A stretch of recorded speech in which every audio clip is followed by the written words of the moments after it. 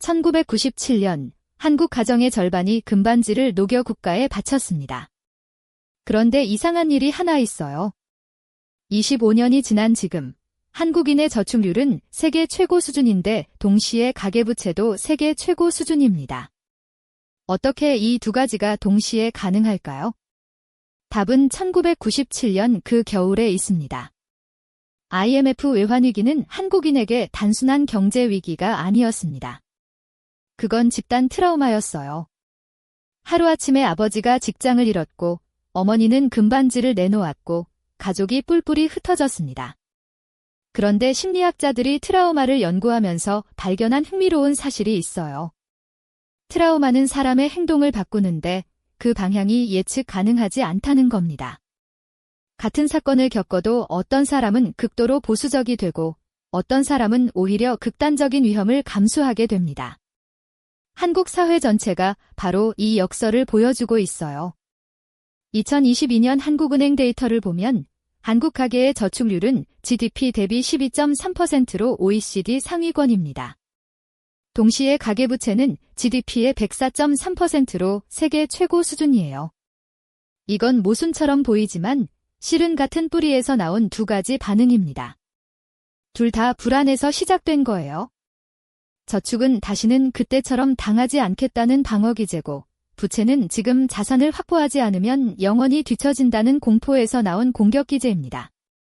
1997년은 한국인에게 돈이 단순한 교환수단이 아니라 생존의 문제라는 걸 각인시켰어요. 그리고 그 각인은 25년이 지난 지금도 우리의 지갑을 열고 닫는 순간마다 작동하고 있습니다. 1998년 1월 350만 명의 한국인이 금을 모았습니다. 총 227톤, 당시 가치로 21억 달러어치였어요. TV에서는 연예인들이 금반지를 내놓고 신혼부부가 결혼반지를 기부했습니다. 전 세계가 놀랐어요.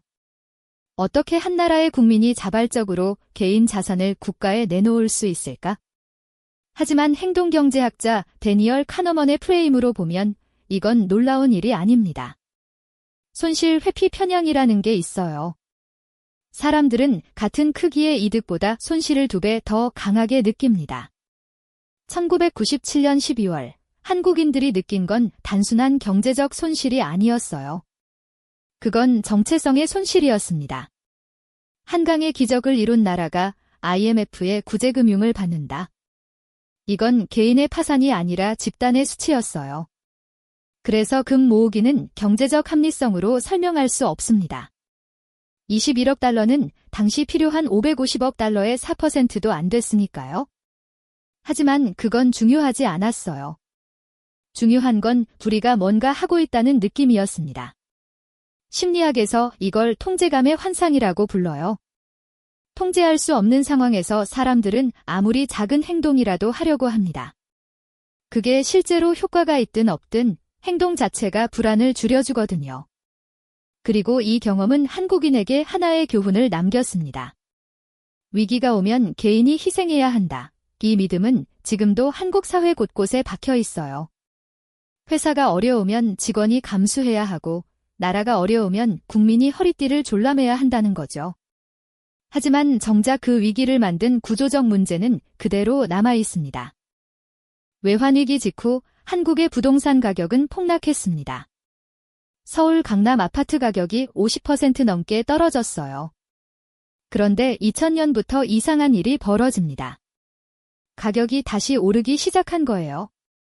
그리고 한 번도 멈추지 않았습니다. 2008년 글로벌 금융위기 때도 잠깐 주춤했을 뿐 전체적인 추세는 계속 상승이었어요. 왜일까요? 행동경제학자들은 이걸 가용성 휴리스틱으로 설명합니다. 사람들은 쉽게 떠올릴 수 있는 사건을 더 자주 일어난다고 생각해요.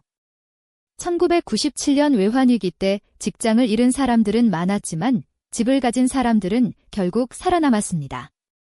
집값이 떨어져도 집은 남아있었고 시간이 지나면 가격은 회복됐어요. 하지만 주식이나 현금은 달랐습니다.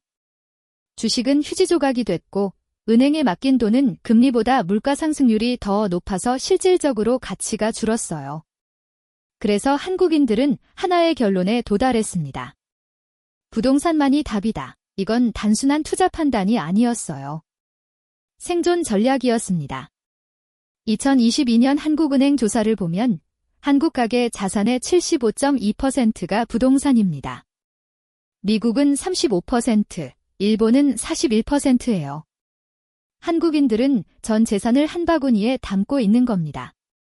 그리고 그 바구니가 흔들릴 때마다 사회 전체가 패닉에 빠져요. 2022년 금리 인상으로 집값이 하락하자 영끌로 집을 산 사람들이 하우스푸어가 됐습니다. 빚은 그대로인데 자산 가치는 떨어진 거예요. 하지만 이 사람들을 무책임하다고 비난할 수 있을까요? 그들은 1997년의 교훈을 충실히 따른 것뿐입니다.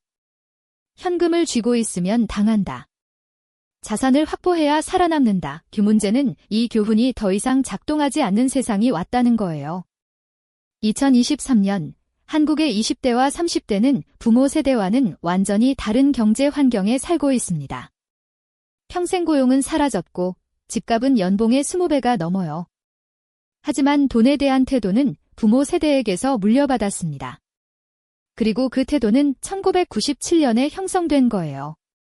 심리학자 레이첼 예후다는 트라우마가 세대를 넘어 전달된다는 걸 증명했습니다. 홀로코스트 생존자의 자녀들을 연구했더니 직접 경험하지 않은 사람들도 부모의 트라우마 반응을 보였어요. 코르티솔 수치가 높고 스트레스에 과민하게 반응했습니다. 한국의 젊은 세대도 비슷한 패턴을 보여요. 직접 외환위기를 겪지 않았는데도 돈에 대한 불안 수준이 높습니다. 2021년 한 설문조사에서 20대의 73%가 노후가 불안하다고 답했어요. 아직 사회생활을 시작하지도 않은 나이인데 말이죠. 이 불안은 두 가지 극단적인 행동으로 나타납니다. 하나는 파이어족처럼 극단적으로 절약하며 조기 은퇴를 꿈꾸는 거예요. 다른 하나는 영끌, B2처럼 빚을 내서라도 자산을 확보하려는 겁니다. 겉으로는 정반대처럼 보이지만 둘 다 같은 뿌리에서 나왔어요. 지금 확보하지 않으면 영원히 기회가 없다는 공포입니다. 그리고 이 공포는 부모 세대가 1997년에 학습한 거예요. 문제는 이 전략들이 더 이상 작동하지 않는다는 겁니다. 부모 세대는 집을 사서 버티면 됐지만 지금은 집을 사는 것 자체가 불가능해요. 부모 세대는 한 회사에서 30년 일하면 됐지만 지금은 평균 재직 기간이 5년도 안 됩니다. 새로운 룰의 게임을 옛날 전략으로 플레이하고 있는 거예요. 그러니 당연히 안 풀립니다. 그렇다면 1997년의 교훈은 전부 틀린 걸까요? 아닙니다. 배워야 할 것과 잊어야 할 것을 구분해야 해요. 배워야 할 것 첫 번째, 위기는 예고 없이 온다는 겁니다. 1996년까지만 해도 한국은 OECD에 가입한 선진국이었어요. 아무도 1년 뒤를 예상하지 못했습니다. 그러니 비상금은 필수예요. 하지만 그 비상금을 부동산에 몰빵하는 건 위험합니다. 배워야 할 것 두 번째, 개인의 재무 건전성은 스스로 지켜야 한다는 겁니다. 국가도, 회사도 결국엔 당신을 구해주지 않아요. 하지만 그렇다고 모든 걸 혼자 해결하려고 하면 번아웃이 옵니다. 이제 잊어야 할 것들을 볼까요? 첫 번째, 부동산은 절대 안 떨어진다는 믿음입니다. 일본은 1990년대에 부동산 버블이 터진 뒤 30년 넘게 회복하지 못했어요. 절대 안전한 자산은 없습니다. 두 번째, 빚을 내서라도 자산을 확보해야 한다는 강박입니다. 레버리지는 양날의 검이에요. 올라갈 때는 수익을 극대화하지만 떨어질 때는 파산으로 직행합니다. 세 번째, 희생하면 보상받는다는 환상입니다. 1998년에 금반지를 내놓은 사람들이 나중에 보상받았나요? 아니요. 오히려 구조조정으로 일자리를 잃었습니다. 시스템은 당신의 희생을 기억하지 않아요. 1997년이 가르쳐준 가장 중요한 교훈은 이거예요. 위기는 개인의 문제가 아니라 시스템의 문제라는 것. 하지만 한국 사회는 정반대로 배웠습니다. 위기를 개인의 책임으로 돌리고 개인이 더 열심히 대비해야 한다고 믿게 됐어요. 그래서 25년이 지났는데도 여전히 불안합니다. 아무리 저축해도 아무리 자산을 모아도 불안은 사라지지 않아요. 왜냐하면 문제는 당신의 통장 잔고가 아니라 시스템 자체에 있으니까요. 1997년 외환위기는 끝났지만 그 트라우마는 끝나지 않았습니다. 그건 지금도 한국인의 지갑 속에, 부동산 계약서에, 은행 대출 서류에 살아 숨쉬고 있어요. 우리는 위기에서 살아남는 법을 배웠지만 동시에 평생 불안 속에서 사는 법도 배웠습니다. 이제는 질문을 바꿔야 할 때예요. 어떻게 더 많이 모을까가 아니라 왜 이렇게 불안할까를 물어야 합니다. 개인의 재무 전략을 바꾸는 것도 중요하지만 더 중요한 건 이 불안을 만드는 시스템을 이해하는 거예요. 그래야 비로소 1997년의 트라우마에서 벗어날 수 있습니다. 이 영상이 도움이 됐다면 구독 버튼을 눌러주세요.